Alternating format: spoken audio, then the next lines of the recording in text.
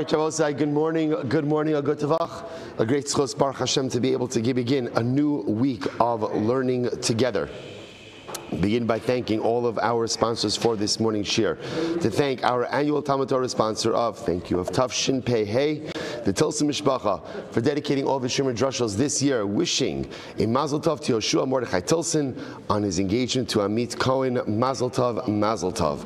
Our Talmud Torah sponsors for the month of Adar, Haba Alina Latova, Terry and Steve Zinn, in loving memory of Terry's father, Dr. Harry Kahn, Tzvi Hirsch Ben Yosef HaKohen, the Ziv, Levin, and Berman families in memory of William Ziv, Zev Shmuel Ben Yisrael. Our Day of Learning sponsors, Maya Hoffman, in the schus of Avram Ben Yardena, Shulamit Bas Braina Mina, Baruch Rafael Melech Ben Shulamis. May they all have health and hatzlacha. Beautiful. Our Daf Yomi sponsor today, Alan Wiseman, in memory of his father-in-law, Charles Newman, Zechariah Ben Yisrael Tzvi Zichron Levracha, and Ellie Rothschild, in honor of the new baby girl, to Zazie and Michelle Rothschild. Mazel Tov to Zazie's grandparents, Chaim and Chana Rothschild, and his sister and brother-in-law, Moshe, and Yardena Garden and family. Mazel Tov, Mazel Tov. Should be zocheh to continued besaros tovos for Klal Yisrael. Mosey, with that, let us begin. Today's daf is Ayin Hey. I apologize in advance. I'm going to have to end the shira a few minutes early. But thank you for that, by the way. Thank you. That wasn't planned. I just want to point out it was not planned. But thank you. So let's. But we're going to pack in a lot. We're actually also going to start from the top of Ayin Hey. My son Avram gave shir yesterday. Did a great job, Baruch Hashem, with very, very little notice. I'm sorry. He did a really good job. I do feel he was showing off a little bit at the end with the pace. He had to get from Ayin Gimel Amud Beis to the middle of Ayin Hey Amud Aleph. So it was showing up the old man a little bit. But whatever, it's fine. It's okay. It's good. There's young kids. All right, so we're just going to, just for the sake of the chaver that wasn't there and for the sake of having a complete recording as well, we're just going to start from the top of Ayin Hey Amud Aleph, 75a. I'm going to Yehuda Marav. Baruch atah Adonai Eloheinu melech haolam shakol niyeh b'dvaro.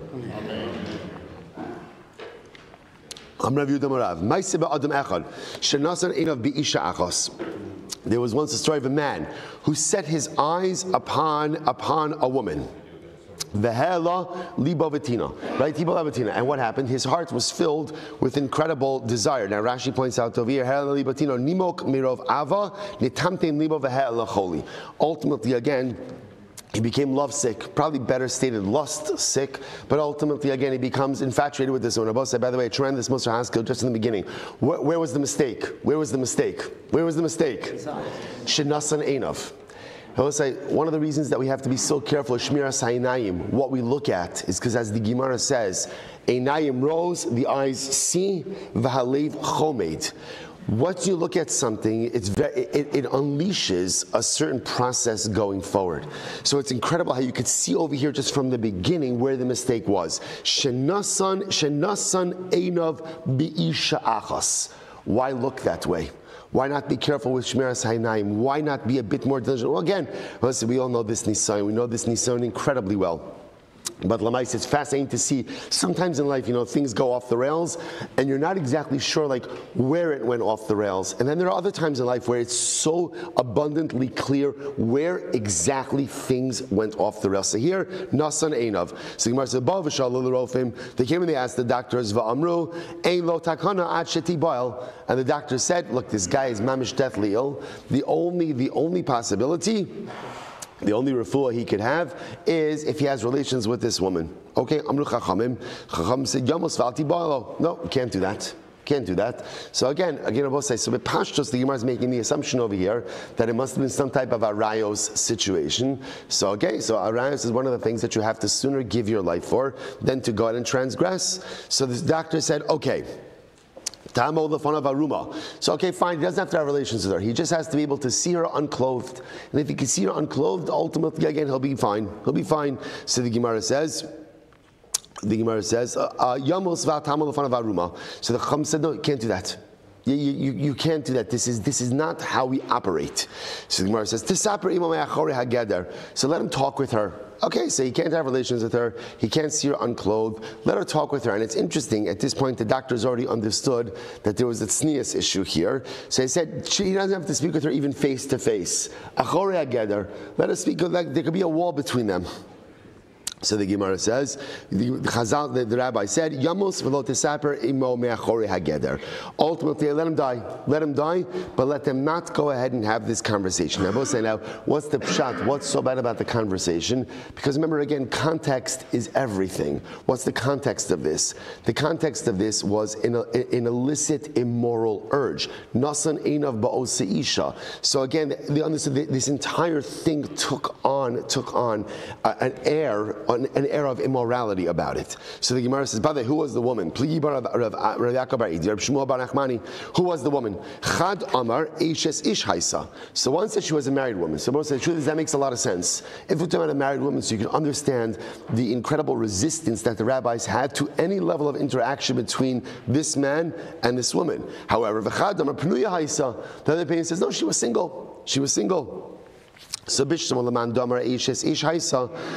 the opinion that says that she was a married woman, Shapir, the whole story makes a lot of sense. But if she was single, I don't understand why this severity, or what is it exactly that's unfolding over here? So the Gemara said, Rapapa Amar Mishum Pigam Mishpacha. Rabbi said ultimately, again, because of Pigam Mishpacha. Now, who's Pigam Mishpacha? Rashi said, Pigam Mishpacha, Ha'isha Shahayu Boshin B'davar. Even if she was a single woman, it would have been embarrassing for her family and reputationally potentially damaging for her to go ahead. Did the table shift over? Is that they did shift over. Okay, now my imagination. Okay. I've been drinking your lessons Thursday, so I'm just like trying to figure out, which way we're going. Okay, got it. It's right. It's shifted this way, right? Yeah, this is a very wide. Okay. Sorry. Anyway, so the Gemara says as follows. So the issue over here is that halacha l'maisa. There is Pigam Mishpacha. If this girl would get engaged, in other words, even if she was single, if she would be engaged in this type of behavior, it could have significant reputational damage upon her and upon her Mishpacha. So Rav Ravika says, no, this is about setting an example. Let's say, one of the things, and we live this now, right? We live in this type of society. It seems to be that the pendulum may be swinging back the other way, but like where there's no code of morality, and whatever you feel or however you identify, whatever you say, that becomes the truth. Then when there's fluid morality, there's no morality. That's the truth. And so Chazal understood, the rabbis in this case understood over here, that if halacha l'maisa, you just allow these kind of things to go on, even though, again, could one make the cogent argument, just let the guy speak to the woman from behind the wall. What is the big deal over here? He's not going to see her, he's not going to interact. But it's about what it represents. And what it represents is this guy becoming lustfully infatuated with a woman and suddenly, against us, catering to that desire. That is an illicit, immoral desire. And what do we do with illicit, immoral desires? What do we do with it? We shut it down. We don't cater to it. We don't pander to it. And we don't pretend that it's okay. Society, in order to preserve a system of morality, must have a clear delineation between what is wrong and what is right. And if that means that the guy's gonna die, let's say, you know what the reality is? The needs of the many always outweigh the needs of the few. That is the klal gadol. Just because someone thinks something or wants something doesn't mean that everyone else has to cater to it. There is a system, there is a society, there's a code of conduct, and that has to be preserved at all costs, even if it means if the guy's gonna die, the guy's gonna die. The guy's gonna die. So the Gemara says, one second. If she's single, so there's a much easier remedy. What's the much easier remedy over here? Let him get married. Let him get married. So the Gemara says, no. Minsav lo miyas v'daite. No. Because if they get married, then all the fun's out of it. In other words, right? So in other words, if they get married, so then what's the point of all this? After all, the Gemara says, Rabbi Yitzchak, miyom shechar of beis hamikdosh, nitla tambia v'nitna la'ovre avera. Rabbi Yitzchak said, well, it's a fascinating statement. From the day the beis hamikdosh was destroyed, literally, nitna tambia, which means the full pleasure of bia was full pleasure of relationship relations was removed and was only given over to sinful behavior. Now we're going to come back to what that means in just a moment. Shene'emar, mayim ginuvim yimtaku, v'lechem star b'naim. Again, literally, stolen waters are sweeter and hidden bread is more pleasant. So the idea over here is part of what drove this lust is that he couldn't have her. That's part of what drove this, right? It wasn't, if he married her, it's permitted. If it's permitted, it's not the same type of satisfaction of lust. Stolen waters are sweeter. So this idea is incredible. Is actually, even though Rabbi Yitzchak is saying this as one idea, there's really two different concepts in here. The first concept is this idea of nitla tambia v'nitla orei avera. What does that mean? That the full pleasure of bia has been removed since the time the Beis Hamikdash has been destroyed, and it's been given over to only orei avera. So as I saw actually this morning, I saw a beautiful idea by the Sefer Noam Megadim. And he says this, so listen to this idea. He says, Kasher Beis Hamikdash hayakayim, when the Beis Hamikdash stood, Vashchina hayashora b'Yisrael, and the Shechina was in the Kal Yisrael, Efshari haya az lekadesh atzmam kiroi be'ez hazivog. He will say, it's interesting.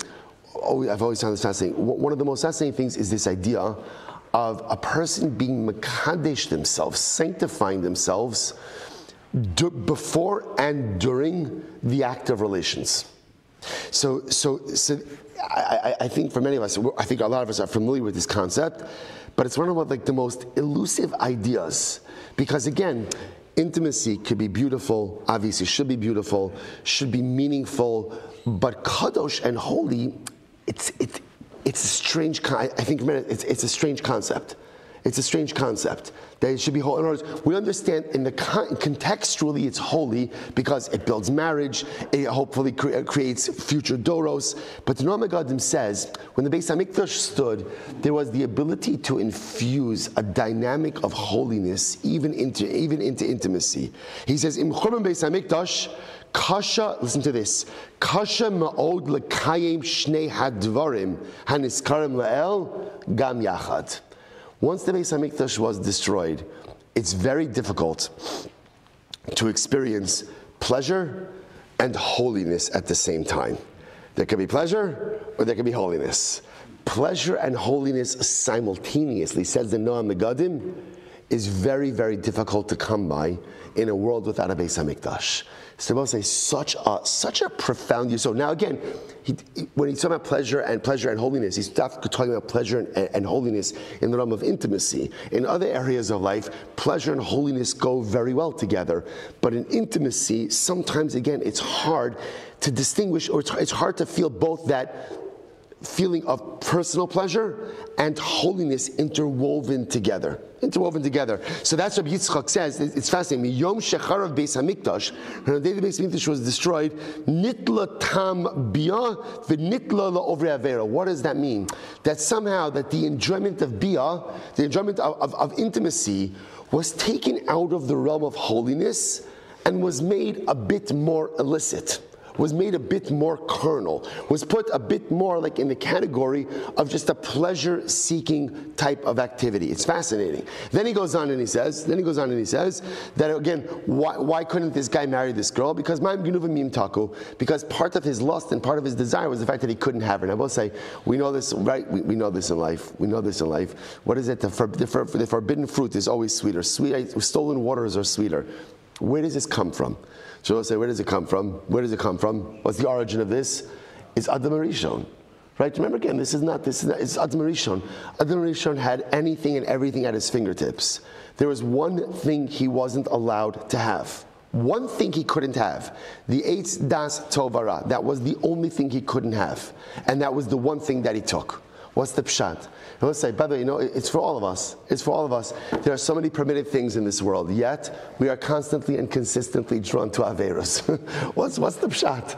There are so many more things that we're allowed to do that are great, that are fun, that are pleasurable. Why are we drawn to Averos? So I think deep down, it actually comes like everything, like Menachem speaks about this, everything that we want and we desire always comes from a good place. See, my most innate desire is for growth. I constantly want to be more. I constantly want to become more. I want to live in a consistent state of growth. So therefore, what the neshama says is more, more, more, more, and more. But what happens in life? Too often in life, we'll say it's like the neshama goes ahead, dispatches a message, right? The neshama dispatches it to the body. What's the challenge? The challenge is that the body often corrupts the message in different ways. You see this a lot in life. Like, let's say, it's interesting that people get, my mother was speaking on Shabbos Shabbat Bracha. She spoke so beautifully. She was speaking about that my mother actually grew up, she was born in Europe after the war, and my grandparents settled in Vineland, New Jersey, and my grandfather, was Baruch Hashem, had a hand in really creating a Jewish community there. The one thing they didn't have there was a high school. So amazingly enough, like, my mother actually came to Beis Yaakov of Baltimore. Incredible. My family had no shaykhs to Baltimore. She came to Beis Yaakov of Baltimore. So when we moved to Baltimore 21 years ago, for my mother, it was like a tremendous circle. That was like, she's never had any shaykhs to Baltimore. Anyway, so she was speaking about, I'm not going to give you the whole drush. It was beautiful. It was beautiful. Much shorter than my drushes, but beautiful. And she was speaking about homesickness. Homesickness. Again, it was so beautiful. I was thinking of homesickness and relating it to my daughter, to the Kala. And what's homesickness? I'll say, where does homesickness come from? The neshama yearns to go home. The neshama always yearns to go home. Like Rabbi Yitzchak says in the pasuk in Tehillim, "Kol neshama tahalel ka." Right? Every neshama has to praise God.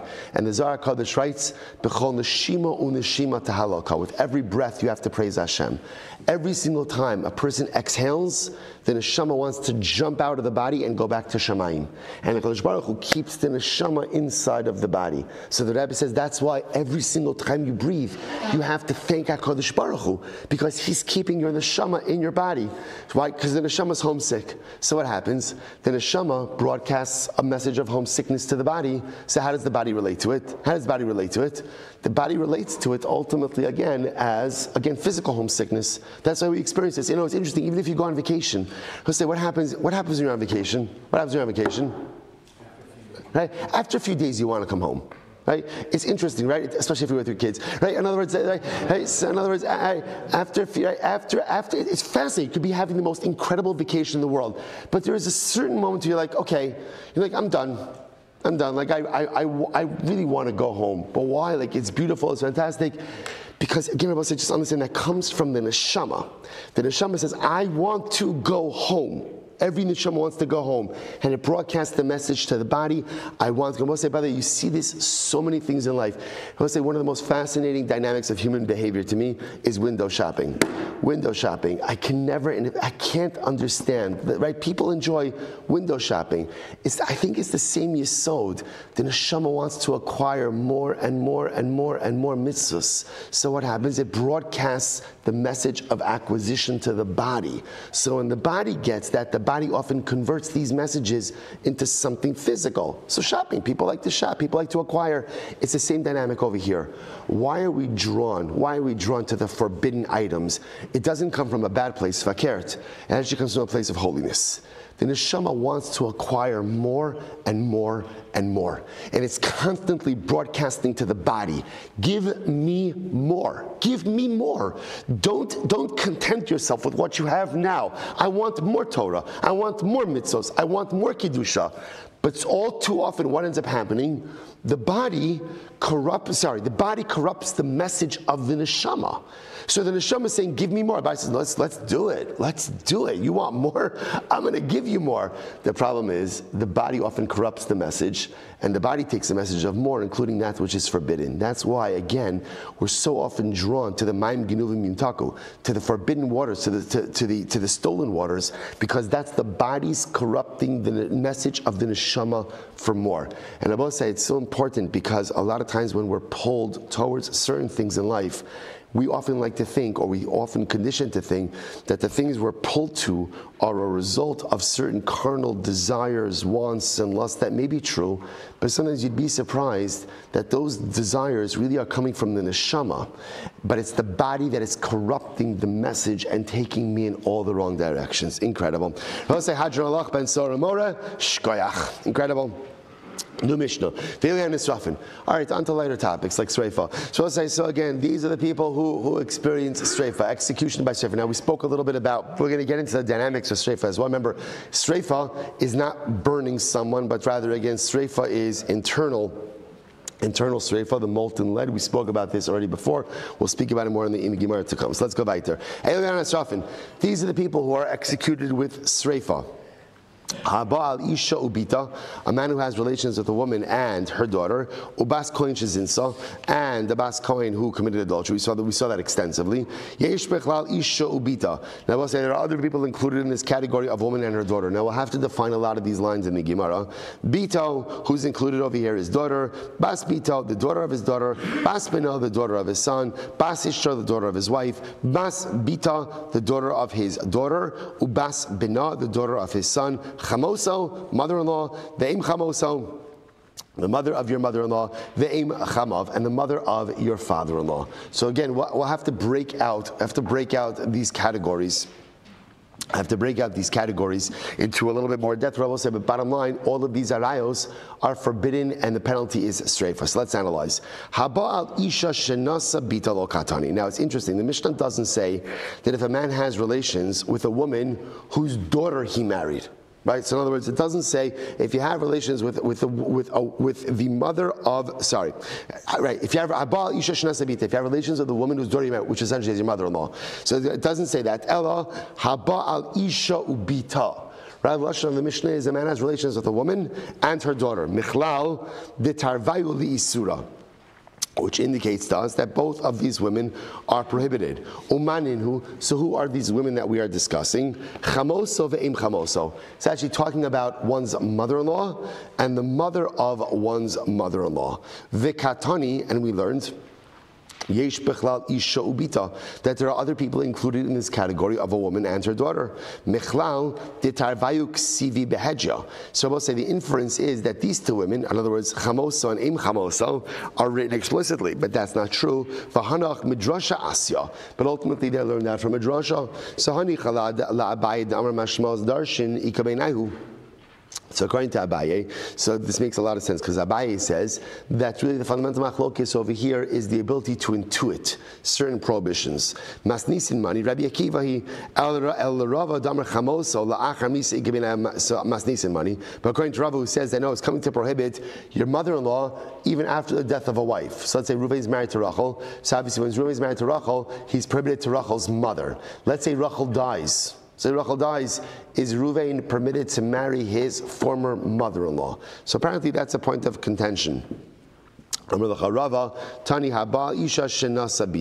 to Rava would say one has to read the Mishnah as the following: one who has relations with a woman whose daughter he married, which is a reference ultimately again to mother-in-law. Okay. So again, included in the category of a woman and her daughter are included again chamosa, mother-in-law, aim chamosa, the mother of the mother-in-law, veim chamav, and the mother of your and the mother of your father-in-law. So the Gemara says la Abaye, Aidi de kabay lemisna aim chamav, tani nami chamosa veim chamosa. So Abaye says, really, what the Mishnah is trying to teach me over here is the case of aim chamav, the mother of your mother-in-law. Mother of your mother-in-law. But since it said mother of your mother-in-law, it also included mother-in-law and mother of your father-in-law. So the Gemara says, sorry, I read that wrong. According to Abaye, wants to teach you Im Chamav. The Chiddush over here is mother of my father-in-law. That's the Chiddush. But since it said that, it also included mother-in-law and mother of the mother-in-law. Okay, the Rava, Aidi de Kabay le Misna Im Chamav, the Im Chamoso, Tani Nam bless you, Tani Nami Chamoso. Rava said, no, since the Ikra of the Mishnah wants to teach me mother of my father-in-law, it also includes chamosa, mother-in-law, and mother of mother-in-law and mother-in-law. So Minhani Mili, so where do we know all these prohibitions from? The Tanra Abanan, Ish ashayikach es isha ves ima. So the pasuk says, if a man will go ahead and yikach marry a woman and her mother. So we'll say, so remember again, so here the pasuk is quite explicit. The ish ashayikach es isha ves ima, zimahi ba'esh yisrofu. So again, here this is an explicit pasuk. If a man will marry a woman and her mother. So Reuven marries Rachel and Rachel's mother. You see the Gemara says, zimahi, it's znus. Ba'eshis rofu, ultimately against Sreifa. So this is one of the explicit psukim about Sreifa. So the Gemara says, "Isha sheikach es isha ves ima, ainli ela isha v'ima." I only know that it applies to a woman and her mother. Bas isha ubas bita. How do I know about the following relationships? What about bas isha? Reuven marries. So again, the pasuk teaches me that what? If Reuven marries Rachel, who can't he marry? Who can't he marry? He can't marry Rachel's mother. He can't marry Rachel's mother. Okay.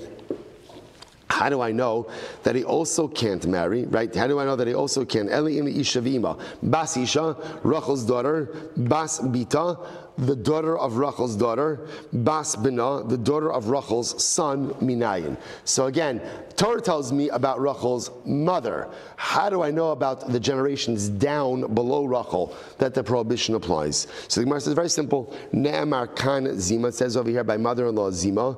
V'ne'emar lahalon Zima, and it says again, I will say later on, this is the case of Bas Ishto, the daughter of one's wife. This is also Ervas Isha Ubita Lo Sigala. That's an explicit pasuk as well. You cannot go ahead and marry both a woman and her daughter. So it says Zima by mother-in-law, and it says Zima by Bas Ishto, the daughter of one's wife. Ma'alahalon Bita Ubas Bita, just like over there it refers to ultimately her daughter and the daughter of her daughter, Ubas Bina, the daughter of her son, Afkan. So to over here, Bita, it applies to the daughter, Bas Bita, the daughter of a daughter, Ubas Bina. Incredible. Minayin lasos zecharim kinekevos. How do we know that you treat men like women? Now, at first glance, we don't know what that phrase means. We're going to explain it in just a little bit. How do you know that you have to treat men like women? Ne'emar kan zima, v'ne'emar la'alan zima. Says over here zima, again by chamoso, and by Bas Ishto, it says zima. Ma la'alan zecharim kinekevos, avkan zecharim kinekevos. Just like over here, we treat the zecharim like the nekevos, so to over here, we treat this zecharim like the nekevos. So, okay, we'll say, like I said, we don't know what that means yet. We don't know what that means yet. Well, we'll get to it in just a bit. Minayin lasos lamata kilamala. How do I know that we should make that which is mentioned below like that which is mentioned above? Once again, no idea what that phrase means. I will say, it's interesting, by the way, stylistically, that the Gemara does this. The Gemara will quote a brisa, and we read the brisa. We have no idea what it means. We have no idea what it means, and then we explain it later on. You think about it stylistically. Why not just explain it where it is? So remember, Chazal teach us so many profound pieces of life musar, even in very nuanced ways. So much of life is being able to continue forward even if you don't understand something. Things happen in life, we have good kashas. But the danger of good kashas is sometimes you get so hung up on the question that you become immobilized. Sometimes you become so bothered by the things you can't answer. I can't move forward. I have to wait. Mara says, no. Do you know what you do when you read through a brisa that you don't understand? You know what you do? Keep going. But I don't understand it. You'll understand it. Or not. But either way, whether you understand it or you don't understand it, you're going to have to move forward one way or the other. But one thing is clear. Just because there's a good kasha doesn't allow you to get stuck in place. And I will say, one of the most important life nuggets of information, right? Because we all come up on those situations where we're like, what is going on over here? What is this? It's my kasha, my life kasha. And it is so easy to lose yourself kind of in that abyss of life questioning. But the avoda of life is when you get to that life brisa that you don't understand, ask the question, move forward. More often than not, when you move forward, you'll find the answers you're looking for. And even if you don't find the answers that you're looking for, you still need to move forward. Incredible. So the Gemara says, how do we know to equate that which is mentioned below with that which is mentioned above? Ne'emar kan zima, v'ne'emar lahalon zima. Ma lahalon kilamata kilamala, afkan lamata kilamala, umakan. Umakan lamala kilamata, af lahalon kilamala lamala kilamata. So both say. So again, just to understand over here, we'll see exactly what all of this is referring to, the lamala and lamata. But here's the point that I want you to remember: we have two psukim, right? What we're trying to do over here is the Torah explicitly speaks about two relationships that ultimately again are going to be punishable. Number one is isha shayikach es isha ves ima, marrying a woman and her mother, right? And then the other is ervas isha ubita, a woman and her daughter. Those are the ones we have explicit. Everything else, we're extrapolating from there. The Gemara is not going through the process of extrapolation. I think extrapolation is a word. Yeah. Right? I'm sorry? Like I said, extrapolation. Right, correct. So the Gemara says as follows. Extrapolation sounds so much more like methodical. Anyone could extrapolate. Extrapolation, that's, Okay, in any event. So the Gemara says as follows. Both say 6 lines up from the bottom. So we'll say, how do we know? Excuse me.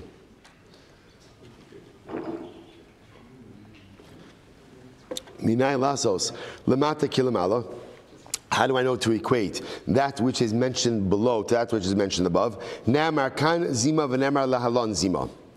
That's going to be our gzeir shav of zima. Ma lahalon lamata kilamala, avkan lamata kilamala, umakan lamala kilamata, af lahalon lamala kilamata. Again, we'll see exactly what this means. Armar. Okay, so we'll say now let's unravel this brisa. So the first thing the brisa, bless you, the first thing the brisa said was we have to make zecharim like nekevos. To make men like women. So the Gemara says, what does that mean? So the Gemara says, what in the world does that mean? To make zechram like nekevos. Ilema bas bina kebas bita. So maybe you'll say like this. Maybe it means like this. That the son, right? So remember, let's just go with Reuven and Rachel. Right? So Reuven is married to Rachel. So maybe it's like this, that we already learned that Rachel's daughter's daughter is prohibited to Reuven. Right? Rachel's daughter's daughter is prohibited to Reuven. So too, maybe again, what does it mean to make men like women? That Rachel's son's daughter is also prohibited to Reuven. Okay, so just like Rachel's daughter's daughter, right? Rachel's granddaughter from her daughter is prohibited to Reuven. So too, Rachel's granddaughter from her son is also prohibited to Reuven. So the Gemara says,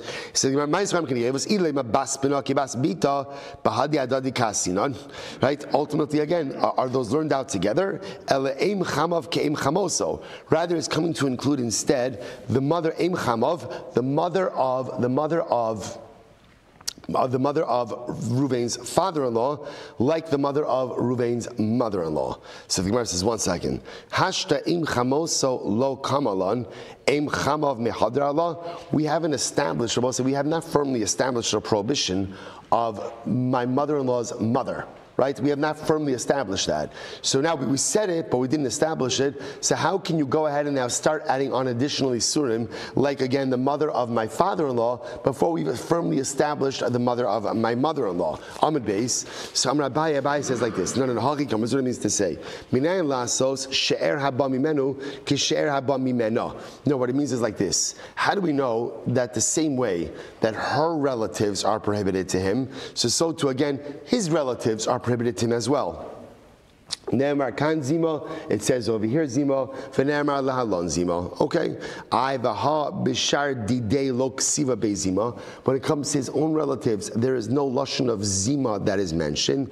Amirava, Amir Rabbi Yitzchak Barav Dumi, Asya heina, Asya zima. Okay, so also we make almost like a double gzeir shava of heina and zima. Amar Mar, minayin lasos lamata kilamala. So also beforehand we said, how do you know to make that which is mentioned below like that which is mentioned above? So Gemara says once again, my lamata kilamala. What does that mean? What does that mean? Ilema bas bina ubas bita ki bita. So maybe he's saying like this. Maybe I will say. So again, we're trying to figure out the lashon of lamata kilamala. Right, we're trying to equate arayos that are lamata below to that which is above. Okay, so maybe it means like this. Maybe he's coming to teach me that Reuven is married to Rachel, that Rachel's son's daughter and Rachel's daughter's daughter have the same status as Rachel's daughter vis-a-vis Reuven. Okay, so the Gemara says if that's the case, bahadi adadi kasyon. These all learned that from the same source. Ella eim chamav ve'eim chamoso kechamoso. Rather, what it's coming to say is like this: the same way that Reuven can't marry his mother-in-law, right? So too again, he also can't have relations with the mother of his mother-in-law and the mother of his father-in-law. But if that's the case, hai lemata kilamala lemala kilamatavi. Then we'll say the lashon is wrong, because we'll say the lashon of lemata kilamala sounds like, if you understand the Rabbi say, let's assume the midpoint. Who's the midpoint of all of these arayos arayos relationships, right? Who's like the middle? The wife, the Rachel, right? So lamata would be anyone who comes from her, right? Her kids, grandkids, and lamala would be her mother, and so, right, mother's mother, father's mother, so on and so forth. So if we're coming to say that we're coming to learn out mother of the mother-in-law, mother of the father-in-law, then I both say that's not lemata kilamala, but rather what? That's lemala kilamata. Because remember, we're going from the top down. So the Gemara says, you're right, tani lemala kilamata. Yeah, you're right. Change the lashon, and rather it should read lemala kilamata. So I both say. So then what the Gemara is saying is like this: How do we know to make the prohibitions of mother-in-law? Well, mother-in-law is explicit, right? But really, mother of mother-in-law and mother of father-in-law, just like the prohibition of Rachel's daughter to Ruvain. That essentially, Ruvain's relationship to Rachel's, let's say like this. Ruvain's relationship, this whole thing is just one big mess. Right? That's right. Ruvain's relationship.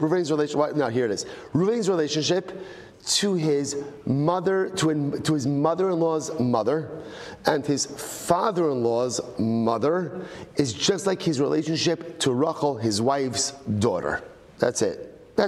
Same way that he's prohibited to his wife's daughter, he's also prohibited to his mother-in-law's mother and to his father-in-law's mother. And therefore the Gemara says that's what it means to say, how do we know to make lemala? Lemala means, again, the generations above his wife, i.e. his mother-in-law's mother and his father-in-law's mother, just like lemata to his wife's daughter. That's it. Ihachi, if that's the case, namar kan zima v'namar la lan zima.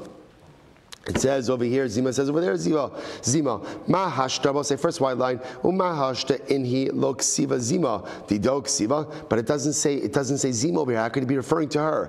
Rabbi, what does it mean to say? Minayim lasos, here it is. Minayim lasos, shlosha doros lemala, kishlosha doros lemata. How do I know to go ahead and make the 3 generations above like the 3 generations below? So we'll say, so remember again, if you look, Reuben's married to Rachel, if you make, although with all this, I don't know how long Reuben's been married to Rachel, right? Reuben's married to Rachel, so how do I know again about say to take the 3 generations above Rachel and equate them with the 3 generations below Rachel? And just like to say the 3 generations below Rachel are all going to be prohibited to Ruvain, her husband, so too again the 3 generations above Rachel will also be prohibited to Ruvain, her husband. To which the Gemara says, Ne'emar lemata zima, ve'ne'emar lemala zima. It says lemala, right, which are the generations above Rachel. It says lashon of zima, and it says ultimately again generations below Rachel, zima as well. So the Gemara says, Ma lemata shlosha doros, af lemala shlosha doros. So to just like below Rachel, there's 3 generations. So to we apply the zima metric to the 3 generations above Rachel as well. Uma ba'onesh, aflamala shlosha doros. Uma ba'onesh asa lemata kilamala. And just like when it comes to punishment, i.e. sreifa, we made again about say lemata kilamala. We made the 3 generations below Rachel, just like the 3 generations above Rachel, i.e. sreifa. Af ba'ashara nami asa lemala kilamata. So too when it comes to the lav will also apply ultimately again lemala kilamata. So we'll say, so interestingly enough, we seem to have this fascinating relationship between the 3 arayos generations above Rachel and below Rachel. So I will say, so again, it really becomes quite fascinating because essentially what we begin to see is midaraisa, we have 2 explicit relationships. Can't marry Rachel and her daughter, right? That's number 1. And number 2, ultimately again, can't marry a woman, can't marry Rachel and her mother. And another person can't marry a woman and her daughter. So that's what I got. Now what we're doing over here, when we say asabo lemala kilamata kilamala, is we're building out the framework. Ultimately, again, to 3 generations above, 3 generations below. Beautiful. So the Gemara says, Rav Ashi says, no. The olam kidiktani. No, let's go back to what we said originally. Umay lamata be'isser. So I'll say, no. What lamata means is not going down in generation. Lamata means a lesser isser. The Gemara says, I mahi. So, I mahi, aim ima asura. So it says, so just like when it comes to Rachel, right? The mother of her mother is asur. Afhu, aim imo asura. So too again for Ruvain, right? The mother of his mother is also going to be asur. Am Rabbi, am Kra, am Rabbi, am Kra, imchahi. So Abai says, the pasuk says, it's your mother. Mishum imo atamachayvo. Because his mother will be chayiv, v'yata mechayva mishum aim imo. But the same biblical prohibition does not apply to grandmother. Rava says, Bein leman do'amar, so we'll say, this is very interesting. So Rava says as follows, Bein leman do'amar don mina umina, Bein leman do'amar don mina umina v'oki basra. So we'll say, we've seen this many times throughout our journeys in Daf Yomi. In general, when you make a gzeira shava, so the shaila is, what are you focused on when you make the gzeira shava? So don mina umina means that halacha, so make a gzeira shava, so really halacha the result is very much rooted in the origin limud. Versus don mina umina v'uki basra means that ultimately the real limud is much more focused on the result. So the Gemara says, listen to this. So bein leman damar don mina umina, bein leman damar don mina v'uki basra lo asya. So we'll say, so again, so whether or not, so whichever way you understand the gzeira shava, ultimately, again, it's not going to work. What does it mean it's not going to work? You're not going to be able to learn the Isser about Aim Imo, the mother of his mother. Why not?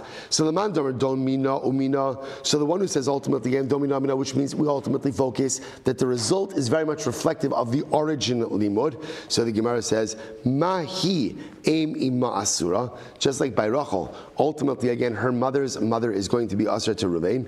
Afhunami Aim Imo Asura. So too again for Ruvain, his grandmother, right, the mother of his mother is also going to be Asur. Umina.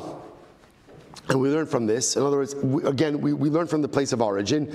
Mahi bisreifa. Just like again, if Reuven were to have relations with Rachel's mother's mother, right, Rachel's maternal grandmother, he'll be punishable by sreifa. Afhunami bisreifa. So too, if Reuven has relations with his grandmother, it'll also be also bisreifa. Leman damar. So the Gemara says, but leman damar sreifa chamura ikel mifrach. But according to the opinion that says that sreifa is more chamur than skila, you can ask Kapircha. Malihi shekain ima bisreifa. So I'll say ultimately again, when it comes to Rachel, their relations with her mother, if Reuven has relations with her mother, it's punishable by Sreifa. Tamar Bahu, Shima Beskila. If Reuven has relations with his mother, it's punishable by Skila. Vod, Imo Beskila, Imo Besreifa. Doesn't make sense that if Reuven has relations with his own mother, it's with Skila, but with ultimately, again, the mother of his mother, it's with Sreifa. So Vod, furthermore, Mahilo Chalakta. Mahi lo chalakta ba bein ima le'im ima. Just like when it comes to Rachel, there's no distinction between her mother and her mother's mother. Afuna milo tachlok bo bein imo le'im imo. So too by Ruvain, there should not be a distinction between the prohibition between his mother and his mother's mother. Okay. Ulaman da'amar skila chamura mehai kusha lo niduna. And according to the opinion that says, ultimately again, that skila is more chamar, you don't have to deal with the same question. Fine, so that's part one. Part two, and according to the opinion that says when it comes to a gzeira shava, we're much more focused. We model the entire gzeira shava on the result of the gzeira shava.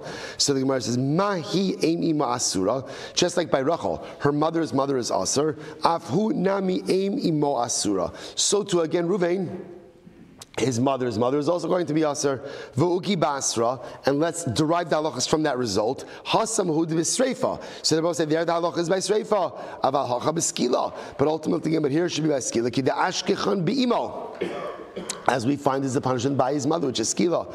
So the Gemara says, "Lemandam sreifa chamura ikal mifrach." And according to the opinion that says that sreifa is more chamura, we have another percha. What's the percha? What's the top of Vav 76a? Malihi shekeni ma b'sreifa. What about by Rachel? By Rachel, relations with Rachel's mother is going to be by sreifa. Tomar behu shino b'skila. By him, relations with mother should be by skila. V'od hu kihi. Furthermore, I'm going to say, why should his halachas be different than hers, or his ayahs different than hers? Mahi lo chalakta ba bein bita le'eim ima. Just like by Rachel, Rabbi say, there is no distinction vis-a-vis Ruvain, whether he has relations with Rachel's daughter or Rachel's mother. Either way, again, it's going to be sreifa. Afhu lo tachlok bo bein bito le'eim imo. So too by Ruvain, there should be no chilik between relations with his daughter or relations with the mother of his mother. Uleman da'amar skila chamura.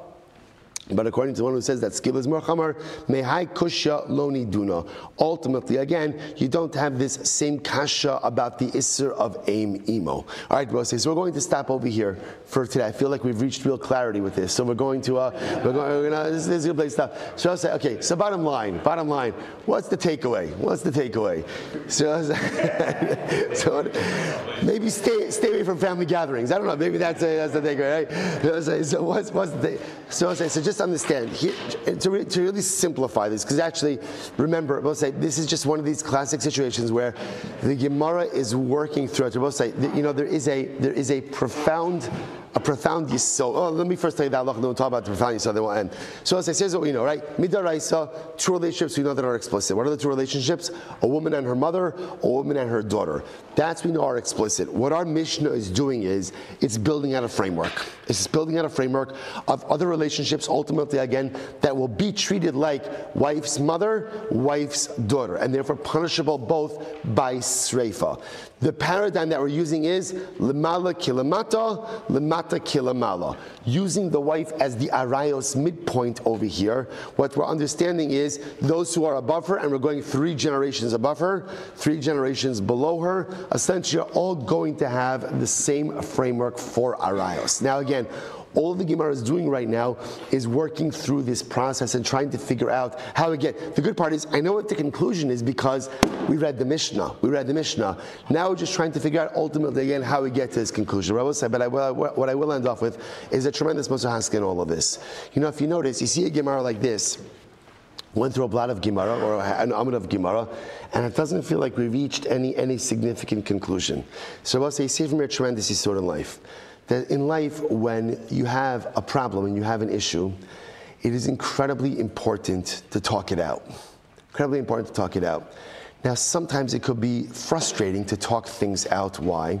So this happens in marriage all the time, and it's an important yisod in marriage.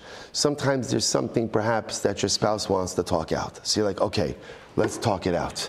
And then what happens? You begin talking about it. Don't look at me blankly, by the way. Right? You all know exactly what I'm talking about. Right? You look at it blankly, right? You talk it out, and then it goes on. And what happens? What are you thinking in your head? This is not going anywhere, right? This is not going anywhere. We're talking about the same things over and over and over. This is not getting anywhere. I would say it's important to understand a tremendous yisod in relationships is that sometimes you just have to talk it out even if it doesn't feel like it's getting anywhere, because sometimes just allowing someone to talk things out and to unload things that are sitting on their neshama, even if in your mind you're like, I think I'm just getting more confused, and I think I actually have less clarity than when we started, is in and of itself a cathartic and profound process. I think so often, remember, Chazal could have skipped all of this stuff. The reason why we focus so much on Gemara, because anything and everything you need to be successful in life is in Gemara. It's all here. And this is sort of sometimes having conversations, you're like, what? Like, what are we talking about? Didn't we just talk about that? Or didn't you just say something different? But sometimes giving someone who you care about just a safe space to be able to express themselves, to talk it through, even if you're left wondering what it is exactly that we are doing over here, is a profound stepping stone in building meaningful relationship. Because you can't get to the conclusion unless, of course, you're first ready to go through the process of talking and retalking and rediscussing. So Chazal not just giving us information about how we get to the complete list of sreifa, but rather, again, Chazal are also telling us how to address, how to build, and how to bolster our relations. So we'll say, Shkav Sabah for today. We'll say maybe if we could get a couple of chavos just to help out. Can we just resize this here? This is straight. This is straight. So what's off? No,